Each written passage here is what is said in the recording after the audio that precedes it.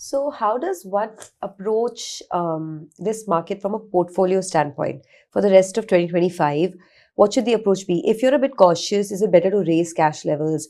Is it better to continue deploying? And also from an asset allocation point of view. So we don't move into cash to a significant extent. Our cash levels vary from 0 to 10.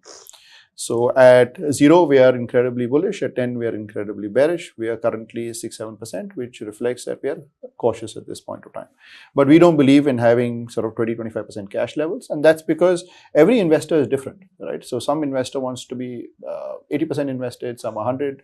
And our job is to invest as best as we can in any market environment. And then it is up to the investor, based on his or her risk appetite, liquidity requirements, to be 70, 80, 100% invested. We don't make that decision for them. That decision has to be made at the investor level.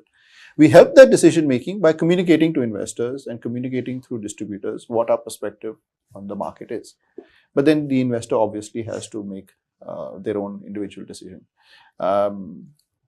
Yeah, and cash is, as I said, 6-7% today. But our approach hasn't changed. Our approach is, always will be, whether it's a bull market or a bear market, is as simple as buy good quality companies at reasonable prices and hold them for an extended period of time.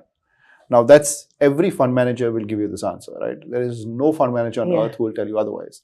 But the trick is discipline, right? How disciplined are you to focus on the quality businesses, not get carried away by excessively cheap valuations, not to get carried away with management commentary and so on and so forth.